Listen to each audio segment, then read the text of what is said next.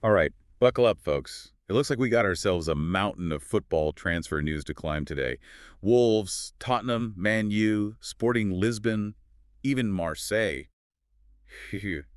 They're making moves all over the pitch, ready to dig in and see what juicy bits we can unearth. Absolutely. I'm really curious to see what these early transfers tell us about each club's long game.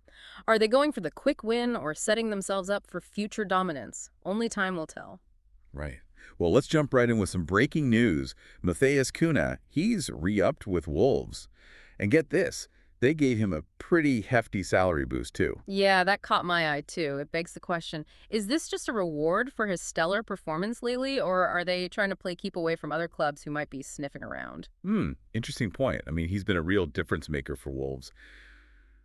But locking him in for the long haul, that definitely sends a message. Oh, absolutely. It shows they're serious about building their team around him. Okay. And let's not forget, he's been linked with some pretty big names out there.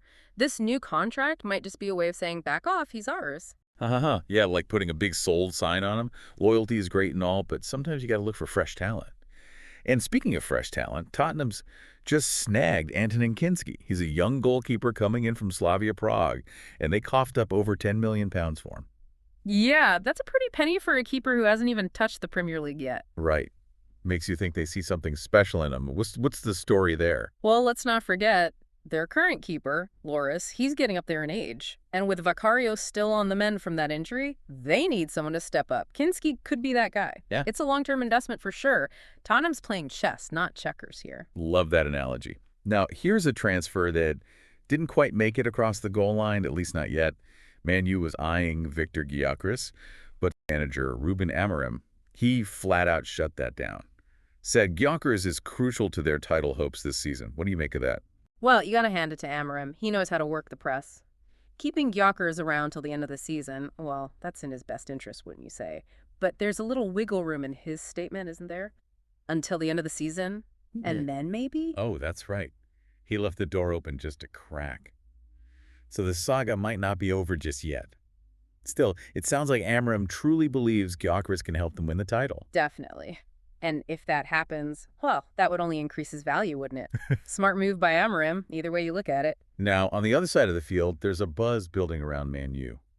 Rumors are swirling about a potential exodus. We're hearing names like Eriksson, Lindelof, and even Casemiro.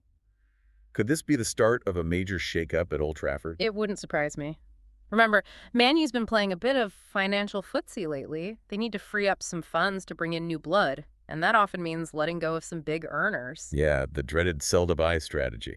Exactly. It's the reality for a lot of clubs these days. And look, even a star player like Casemiro, well, every player has a price, right? If the right offer comes along, who knows? Speaking of big moves, let's hop across the channel to Marseille. They just pulled off a real stunner, securing Luis Felipe on a free transfer from Al Ittihad.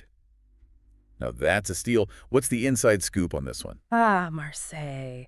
They've always had a knack for finding hidden gems in the transfer market. It seems like they saw an opportunity with Luis Felipe, someone perhaps undervalued at his previous club. Or maybe it's their connections. Don't forget, Longoria, Benatia, and De Zerbi, they all had a hand in this deal. Whatever the recipe, signing a player of his caliber for free, that's a masterstroke. So like finding a 20-pound note on the ground. I You just can't beat that. Now lastly, we've got a loan deal to unpack. Ben Godfrey is making his way to Ipswich Town from Atalanta. Yeah, loans are becoming increasingly common in football. It's a win-win for everyone involved. Right. How so? Well, for young players like Godfrey, it's a chance to get some real playing time, hone their skills in a different environment. And for Ipswich, they get to bolster their ranks without breaking the bank. I see. So it's kind of like a try before you buy situation. Exactly. And for Atalanta, they get to keep the player's rights while he develops. It's a clever way to manage your assets. Makes perfect sense. So there you have it, folks. This transfer window is shaping up to be a real roller coaster ride. Wolves are playing it safe. Tottenham's looking to the future. Man U's maybe on the verge of a shakeup. And Marseille's snagging freebies like a pro. Who knows what other surprises await. You hit the nail on the head. The transfer window is far from over. I think what's really fascinating is how these deals reflect the changing dynamics of the game. Clubs are getting more strategic, thinking about the long game, balancing immediate needs with future ambitions. It's a whole new ball game out there. Couldn't have said it better myself. So keep your eyes peeled, folks. This transfer window is just getting started.